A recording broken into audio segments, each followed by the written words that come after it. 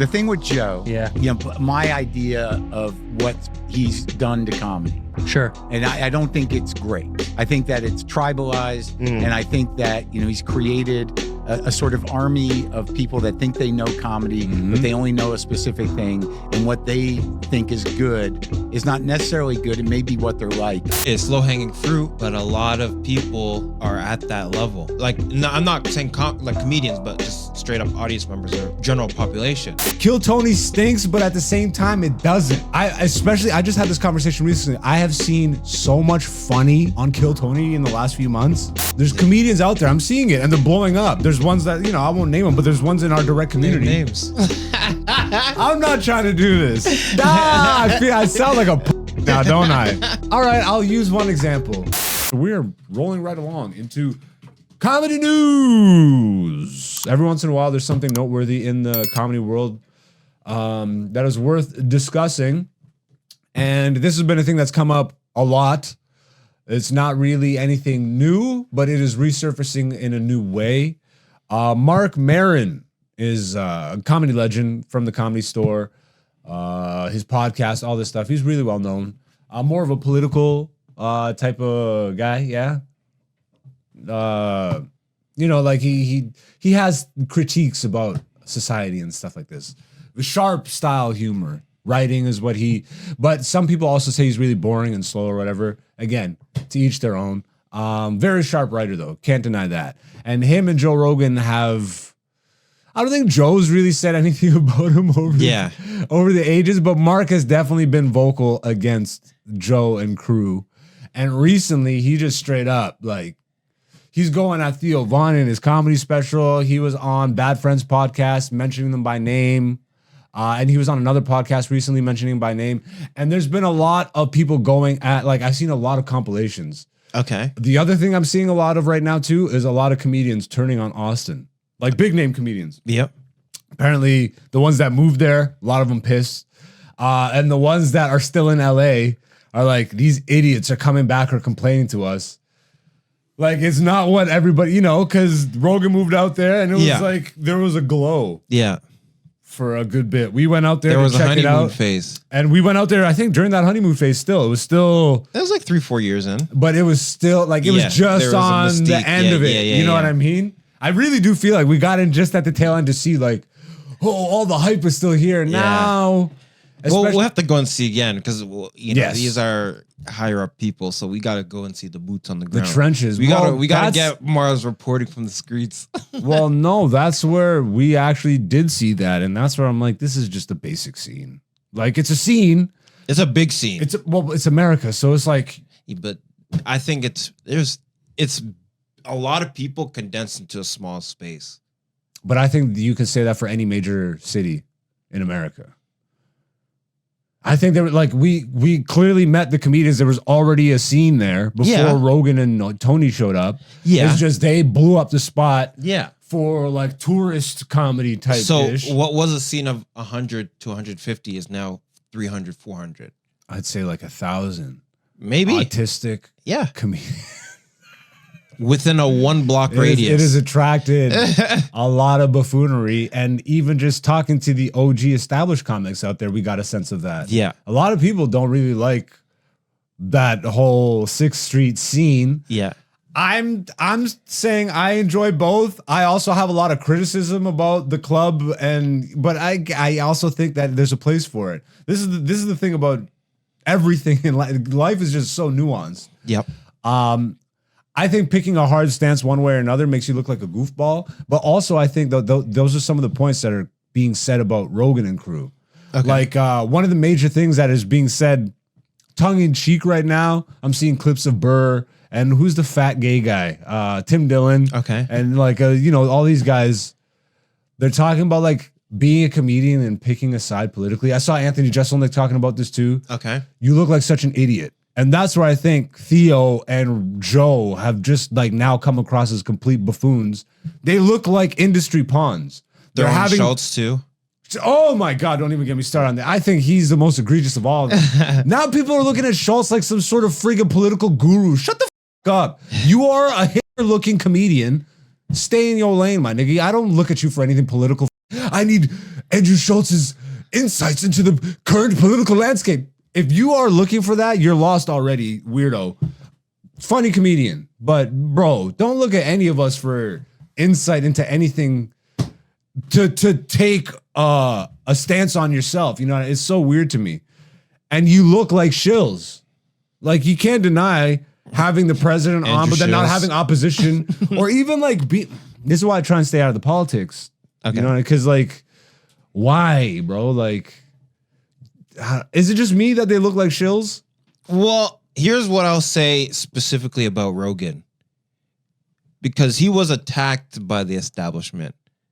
You get what I'm saying? They came after him with the whole COVID thing. Yeah, the ivermectin stuff. And they lied on his name. So like him, I kind of understand, because they like, F you, stay over there, you know? Yeah, but that's just like CNN and stuff. That's just mainstream media. But They're still not with him. that's my point. They ostracized him. That's the kind of the They point. helped boost him. They did. Like that ostracization. Is that even a word? I don't know. That I know what you're saying. shunning of Joe Rogan The exilation. definitely helped give him almost like this superhuman for a bit. It gave him this aura. It did. I agree. But But you know who the aura was? It's all the people he started shilling for. It's like all these weirdo, politically driven, one-sided, a lot of right wing. yeah, And then he leaned into it super. He's having Trump on his I thing. know, but that's the point. Elon. And now he's like, Trump is not for the people. I'm like, bro, you're a goofball and you help platform him and get him into office. But my point is, he was kind of like pushed over to the side, right? Because I used to listen to his stuff a lot back in the day. I see why you say that, and I get it. But again, if we're talking about media, especially media at this size and scope, Yeah. it's like almost like controlled opposition bullshit in my mind, bro. What do you mean control opposition? Do you not know what that means? No, I want to know You what prop you mean. up the other side. It's like Coke and Pepsi. Yes. Even though they're not actually owned by the same people, it's like, you know, it's like you create your own opposition Yeah. just to have, and you control it. So it's like people think that they're on the other side of things, but it's just like, you are also big media, bro. He was already at that time, he was freaking millions of viewers and all this stuff. He's also, so it's just But like, no, I'm saying, because now he's leaned more to the right side. He's leaned more to the Because Trump of side. that. Because of that. Yes. If they had just left him alone and didn't lie on his name, he would have no reason to like, hey, yo, these guys literally lied on me, dog. You know? but I think he was still removed from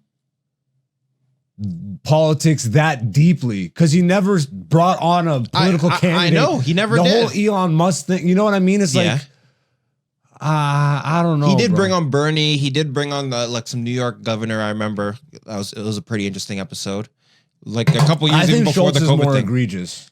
Schultz, I would agree. I think Schultz is more egregious because he was never, like I said, Rogan. Like his views were pretty open. Like he was like, you know, I believe in this and this and this. Like he was saying that for years to come.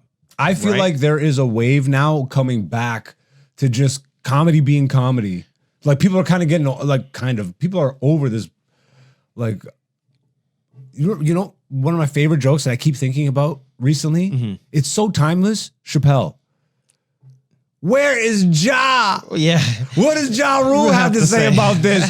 Bro, if the world is burning around you and you are concerned with what Schultz, with what me, with what Rogan, with what friggin' Theo, with what any of these guys, bro, you're lost. You're already lost. If you are on a side of the spectrum, you are lost. You are already bought in and you are controlled, in my opinion. You know what I mean? It's like, how are you an independent thinker? But like you get all your talking points from podcasts or mainstream anything. The amount of people that don't actually even just look into an article, bro. It's mind-boggling. But everybody has an educated opinion about everything. It's like, no, you don't, bro. Like, no, you don't. I gotta salute Marc Maron for naming names. You gotta respect that. That's fair. For actually, like, because so many people, even Burr. Like, I saw clips of him and he doesn't even say the names. He talks around it, but everybody knows who you're talking about. Yeah. It's like Marc Maron, OG. Like an actual, like, fearless, I think. Because people gotta, I don't know, man. It's gotten so weird. You know what I mean? But I also think Mark is like, I don't know, he could be left, like the left guy versus the right guy is like, I think it can all coexist. As much as I think Joe Rogan has tainted the comedy for a lot of people. And Tony is kind of like making autism really a cool thing. Make and autism great again. Autism and just punching down, which I hate even saying. But you know, I was thinking about Mark down when you're so close to the ground, though. That's really funny. I was thinking about that one Mark. Let's play some of that Mark clip so people get a full context of this. What are you really? Right. What is your voice? Who do you work for? You'd like to think you're working for yourself, but you're just a platform bitch who doesn't really need to find who they are up there or do anything interesting at all. That's a problem. Yeah. But yeah, who, me and who else? Rogan. Okay. Who's that? Who's that? Joe Rogan. Joe, he's Joseph Rogan? Yeah, he's out of Texas. Oh, Texas. Got it. Yeah. I got it. Got it. Yeah. You love Austin, don't you? He's running half the planet out of Texas. Yeah. He's got a tight hold on the enlightened meathead. Enlightened meathead. That line got me. Dude, Maron's disdain. It's not disdain. It's reasonable criticism. Reasonable criticism. Yeah. When was the last time you spoke with him? I don't really think I'm on his radar. So Something tells me you are. Oh yeah. Yeah, something tells me you are. I don't you know, it's weird that you get lumped into a certain thing, and maybe it's my assumption that you know, his army of you know, healthy fellas, whatever they represented in terms of policy, and it's not a stretch. It's like they won. Trans people are frightened. They have no ability to get health care anymore, and they're afraid of being alive and have no freedom left. So that's done. When do you stop with the jokes? One thing to pick on the vulnerable and the marginalized, but I mean, they're down. Yeah. I mean, like, they're down. Why do you got to keep hitting them unless you're a hack? Now there's a question. Wow. Mark, He comes in swinging. Yeah. No, so I don't know the last time I talked to Joe. People for a while were like, you know, why don't you go on Joe's show? And my answer to that is like, why? But you do have to understand something. I have known Joe since he started. Yeah. I mean, literally since he first set foot on stage. In Boston, I was there. Boston. Yeah. But the thing with Joe Yeah. is I don't know that we have a lot to talk about because of my idea of what he's done to comedy. Sure. And I don't think it's great.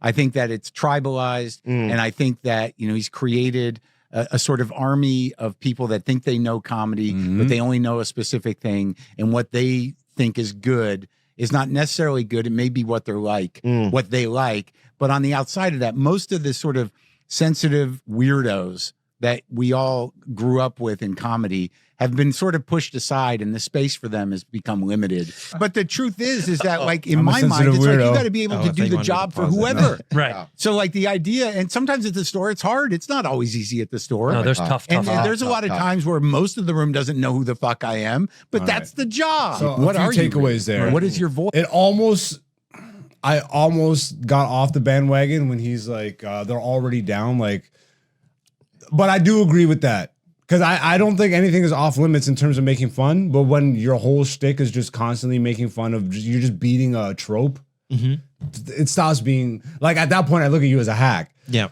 There is a lot, and Joe really did usher in this, like, meathead comedy, this, like, low-hanging fruit. I'm like, what's really blown up now is these, I like, ideology comics. Okay. You know what I mean? It's like, we know there's a huge divide right now. We know people are pissed off at immigrants and all this stuff. We know people are, you know what I mean? Yeah. And it's like rage baiting. There's comedians out there. I'm seeing it, and they're blowing up. There's ones that, you know, I won't name them, but there's ones in our direct community. Name names.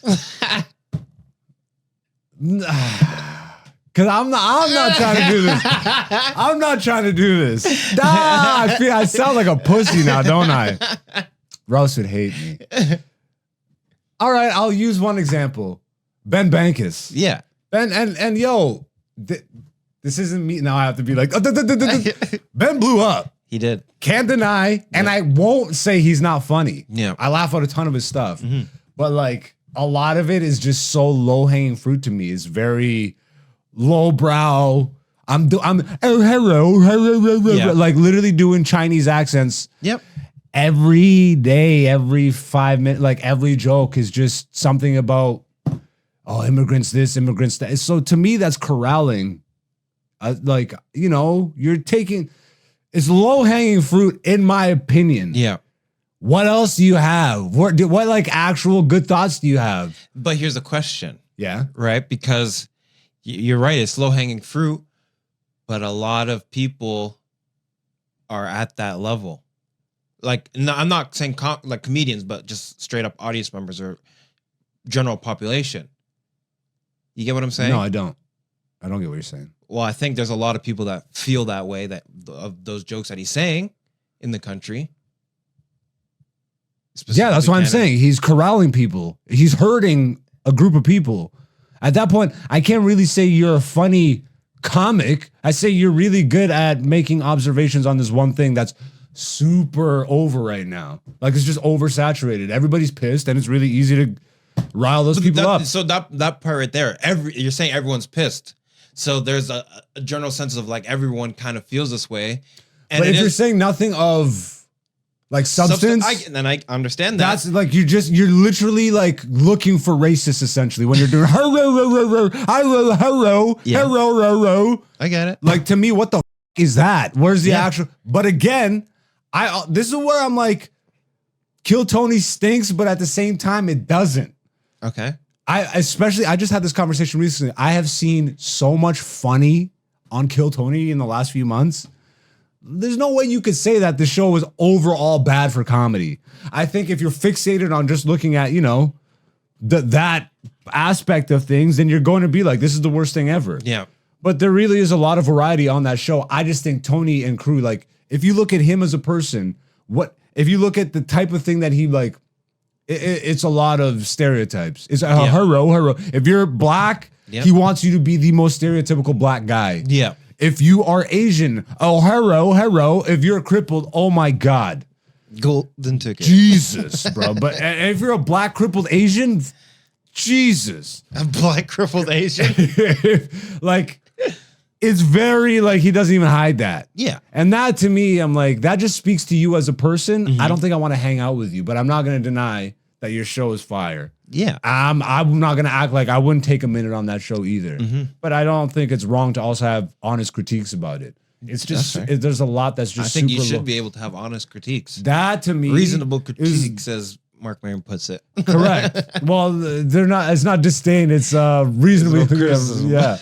I think it's important. Yeah. But also, to play devil's advocate, it's like, it's not the only thing happening. I think it's really easy to get wrapped up in thinking that these are the only things happening in comedy because they're it's blown out of proportion now. Yeah. But there's still, like, Mark still has a career. He does. There's still people looking for that.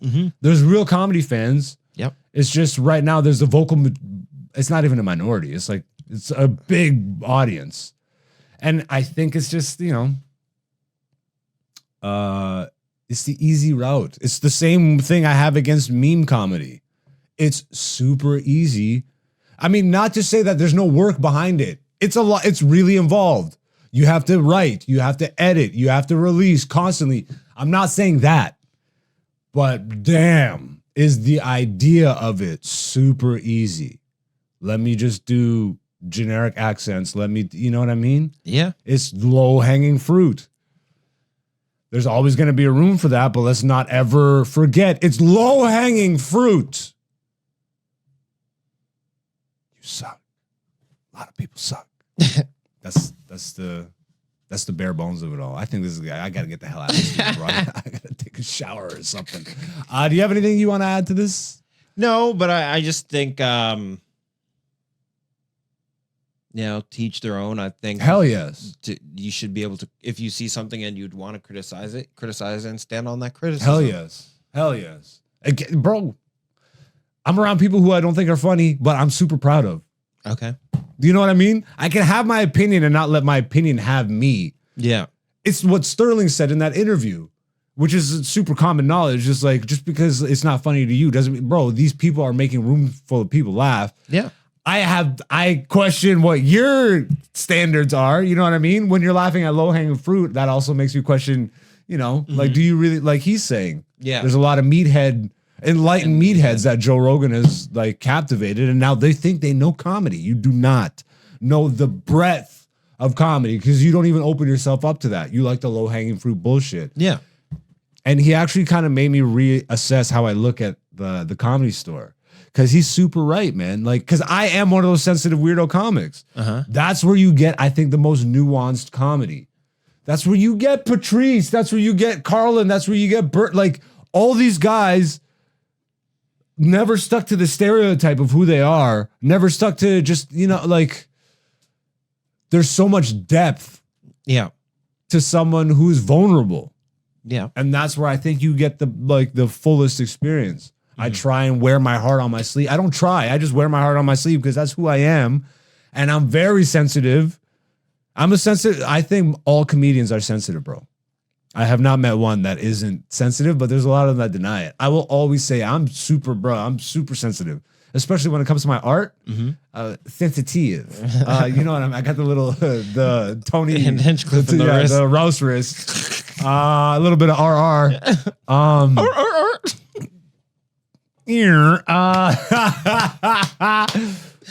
But that's like, bro, sensitivity is nuance. I think that's like, if you're thinking deeply, you're going to be sensitive. If you're trying to be all hardened and be like, because that to me is the mentality of someone who's doing that type of humor.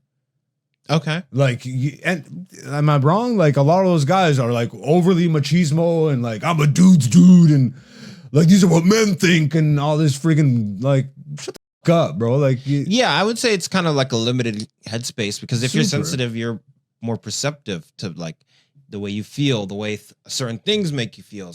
We're all sensitive, even those dudes. But I think that, like, it's like the shell of. So I agree with you. But you have to like let yourself be able to. You have to be vulnerable. Exactly. You have to be vulnerable, and then you have to be willing to share those vulnerabilities on stage and willing to admit you're wrong. Yes. You know what I mean? Like, okay, a lot of the people agree with your friggin' generic horseshit. Immigrants are this and friggin' whatever. But it's like a lot of those people have no nuanced thought. I would wager to say.